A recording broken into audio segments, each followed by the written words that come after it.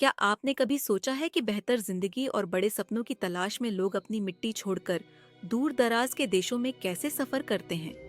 लेकिन क्या होगा जब उन सपनों की जगह आपको केवल दर्द, धोखा और संघर्ष मिले?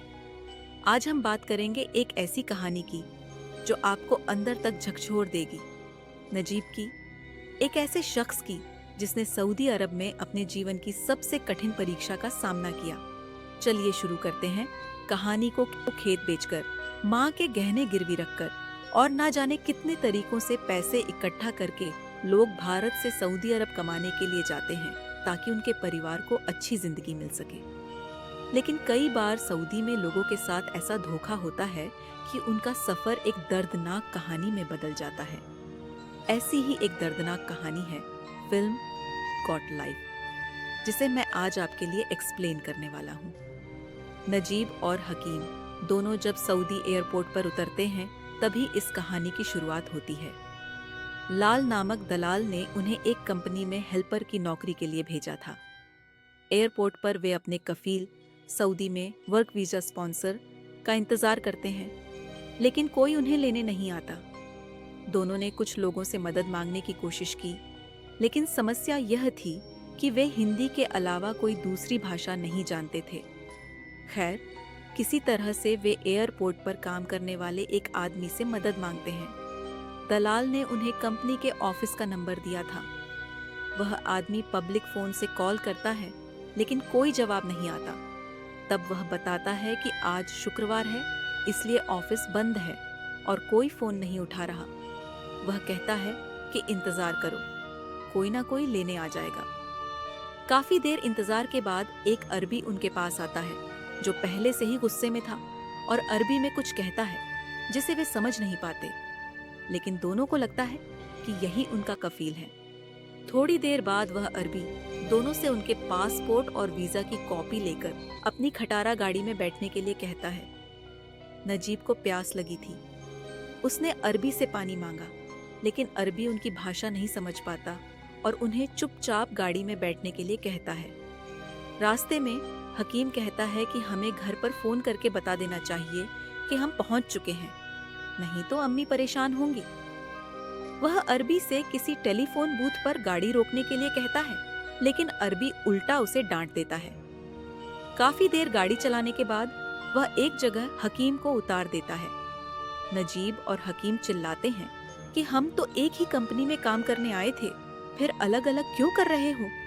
लेकिन अरबी उनकी कोई बात नहीं सुनता और नजीब को आगे लेकर चला जाता है। काफी दूर चलने के बाद नजीब को भी एक बाड़े में छोड़ दिया जाता है। बाड़े में एक दूसरा अरबी भी था।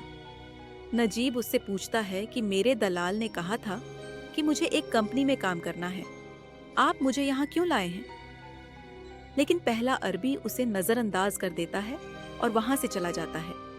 रात के अंधेरे में नजीब को ज्यादा कुछ समझ में नहीं आता। नजीब देखता है कि वहां एक बूढ़ा आदमी है जो कई सालों से इस बाड़े में काम कर रहा था।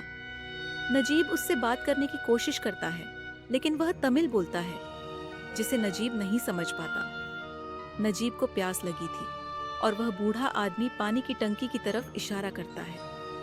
नजीब पानी पीकर अरबी के टेंट में सोने की कोशिश करता है और थकान के कारण उसे जल्दी नींद आ जाती है।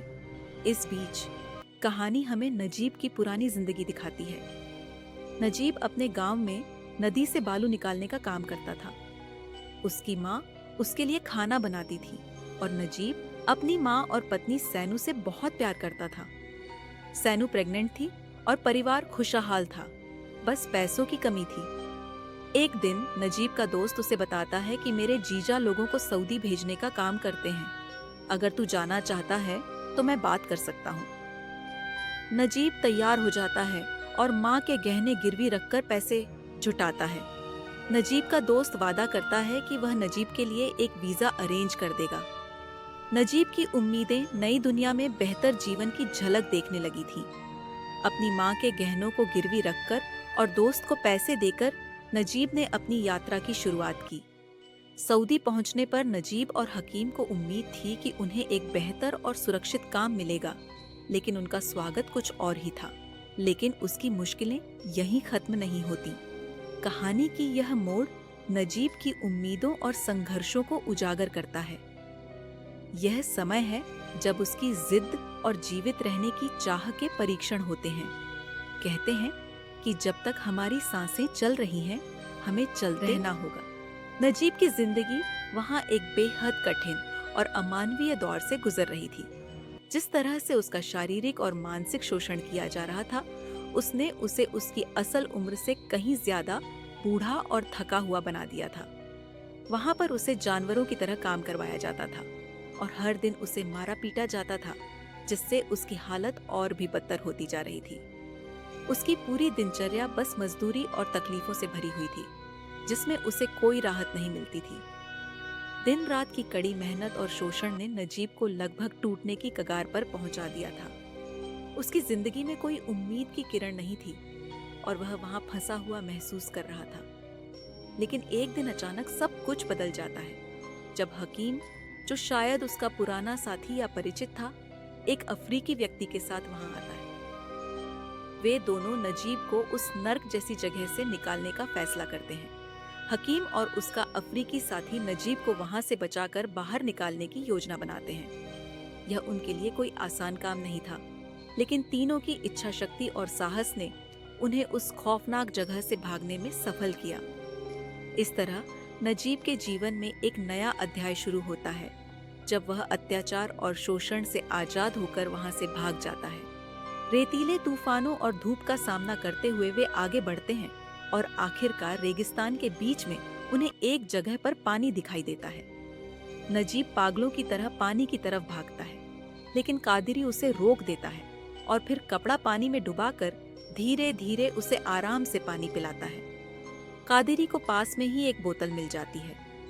दोनों कुछ देर तक वहीं आराम करते हैं, फिर बोतल में पानी भरकर आगे बढ़ते हैं। रात बिताने के लिए दोनों एक जगह पर रुकते हैं। अगली सुबह जब नजीब की आंख खुलती है तो कादिरी कहीं नजर नहीं आता। वह गायब हो चुका था। अब नजीब अकेले ही आगे बढ़ता है और आखिरकार बहुत बुरी हालत में वह एक पक्की सड़क पर पहुंच जाता है। उसकी स्थिति बेहद खराब थी। कई सारी गाड़ियां वहां से गुजरती हैं, लेकिन कोई भी नजीब के लिए नहीं रुकती। तभी एक नेकदिल अरबी जो उस रास्ते से गुजर रहा था, नजीब की मदद करता है। वह उसे अपनी गाड़ी में बिठाता है, पीने के लिए पानी देता है और फिर नजीब को शहर में ले जाकर छोड़ देता है। इधर उधर भटकते हुए नजीब एक होटल के सामने बेहोश हो जाता है। उस होटल में कुछ इंडियन सोशल वर्कर्स काम करते थे। वे नजीब को लेकर जाते हैं और उसके जख्मों का इलाज करते हैं। ये लोग धोखा खाकर ऐसे ही सऊदी भेजे गए भारतीयों की हमेशा मदद करते थे। नजीब उन्हें अपने घर का पता देता है और वे भारत में उसके घर का पता लगाते हैं। ये आदमी नजीब की परिवार से फोन पर बात करवाते हैं। नजीब की पत्नी, जो सऊदी जाने से पहले गर्भवती थी, उसे बताती है कि अब उनका बेटा 4 साल का हो चुका है और वह जल्द से जल्द घर वापस आ जाए। नजीब के पास कोई डॉक्यूमेंट नहीं था, इसलिए उसे कैंप भेज दिया जाता है। कैंप में बहुत सारे लोग थे जो नजीब की तरह काम छोड़कर भागकर वहां आए थे। कैंप में हर रोज कई सारे कफील आते हैं और अपने नौकरों को लेकर जाते हैं। बाकी के लोग दुआ करते रहते हैं कि उनका पेपर तैयार होने से पहले कहीं उनका कफील ना आ जाए। और एक दिन नजीब को लेकर जाने वाला अरबी भी कैंप में आता है। वह नजीब को देखते ही पहचान जाता है और अरबी में कहता है, तू काम छोड़कर भाग आया, शुक्र मना कि मैं तेरा असली कफील नहीं हूँ, नहीं तो इस बार ले जाकर मैं तुझे मार डालता। दरअसल इस अरबी ने उन दोनों को एयरपोर्ट पर परेशान देखकर उनका फायदा उठाया था। खैर, कुछ महीने बाद नजीब का पेपर वर्क पूरा हो जाता है और उसे इंडिया वापस भेज दिया जाता है। नजीब की तरह न जाने कितने लोग अच्छी कमाई और आरामदायक जिंदगी का सपना लेकर सऊदी जाते हैं, लेकिन धोखाधड़ी का शिकार हो जाते हैं। नजीब की तरह कुछ लोग वापस आकर अपनी आपबीती तो सुना देते हैं, लेकिन कुछ लोगों की कहानियां उस तमिल आदमी की तरह बेजान रेगिस्तान में कहीं दब जाती हैं और उनकी लाश गिद्धों का शिकार बन जाती है।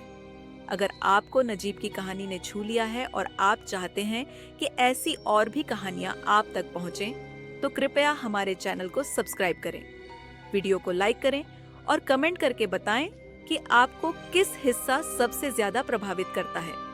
आपके समर्थन से हम और बेहतर कंटेंट लाने की प्रेरणा पाते हैं। धन्यवाद।